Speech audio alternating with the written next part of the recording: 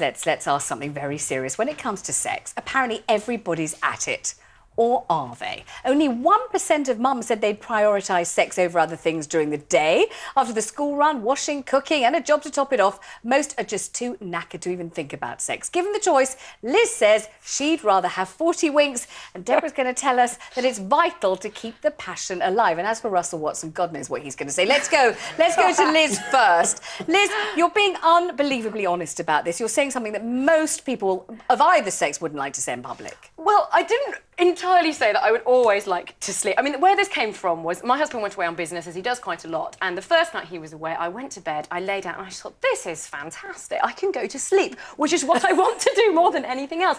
No, and I have 3 children, yeah, so we're beyond this. You know, when they're little, it's fine. They go to bed at 7 o'clock, but as they get older, as you know, they stay up later and later. So I've got teenagers in the house. They don't go to sleep till 10 o'clock at night, 9:30 at night.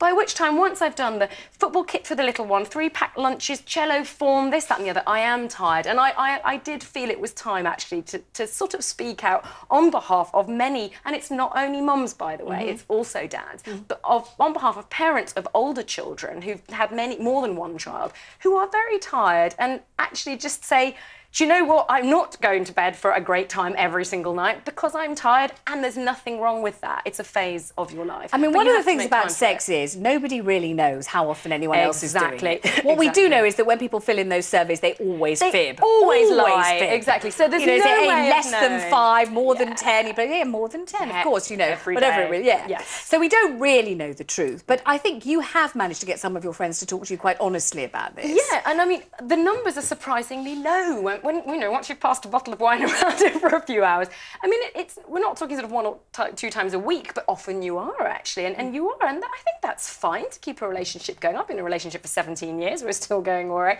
and sometimes it's more, and sometimes it's less. And you realise there are going to be people watching thinking once or twice a week. That's a hell of a lot. Exactly. That's a ridiculously high number of times. Let's bring in Deborah, because you have been doing a great deal of research into this and blogging about this and everything else. What have you found out, Deborah, about how often everyone else is really doing it?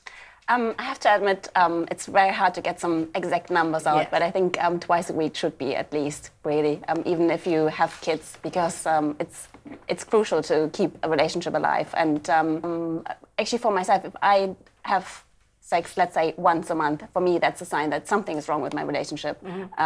I need twice a week to feel reconnected with my partner. I mean, recent childbirth apart, or illnesses, or if somebody's traveling, of course, then you just can't have sex, at least not with your partner. So yeah, that's a whole different program. That's another program. How many people would like to have sex with someone else? It's a different program altogether. So let me stop you there and just bring Russell into this, because you do hear Liz is like, oh, thank God I don't have to do it. Deborah is like, we have to do it. And the word have to or don't have to, I thought it was meant to be a kind of recreational thing you do when you want to, Russell Watson. I just do it when I feel like it, love, you know? A man can be with a woman, even if he's had an argument with her, just straight after an argument, you know, he's able to make love, which I understand women find a problem. Yes, Benedict has just made Benedict, that's a very valid point. We find it a problem. It is an important point, because actually, in all seriousness, women's brains, they do actually work in a different way to men. Obviously, our brains work in a far superior way to men. So obviously, they can't possibly understand.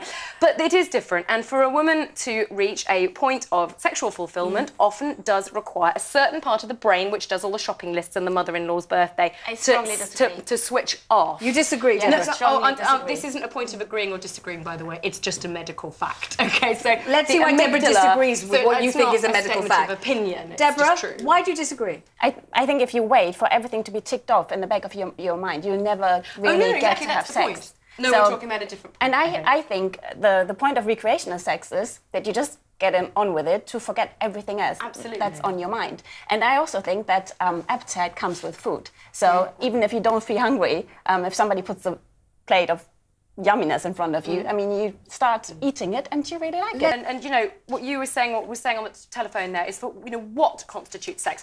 The images we have now, constantly, Hollywood movies, music videos, don't even get me started on music videos. Everyone's having it in the shower, in the lift going up, you know, between the 4th and the 6th floor, get them out and off you go. It's just, you know, and it has to be perfect and glossy and wonderful. And there's your metrosexual man that we were talking about earlier, how wonderful he looks with his 6-pack, you know, and she's there with her high heels, and I didn't know you'd seen our sex life. That's just a normal week. We're in the lift, where you know, one leg in the microwave, the other one. It's fantastic. Yeah, I'm in a negative 5 minutes, 6-pack. It's fantastic. But real sex in real homes with real lives and marriages so often isn't like that, but we shouldn't feel bad about that. As long as you're doing whatever works for the two of you, that's okay, and everyone out there should be okay with what's okay for them, and that was kind of the point. I suppose the key thing, though, Russell, really is if it's okay for both of you. If there's one of you that isn't happy, then it isn't all right, is it? And I think the key thing is that sex never feels like a chore. I don't kind of agree that there should be self-imposed times or fixtures and you have to meet a certain quota. It's when you both feel like it, and I think that's crucial to a relationship as well. It is very much like the lady said before. It's spontaneous. Yeah. It's also about give and take as well. Sex is only a very, very small part of the relationship anyway, I think. Yes, Benedict. Thank you very much indeed. Very, very worthwhile part. Thanks to Liz and Deborah.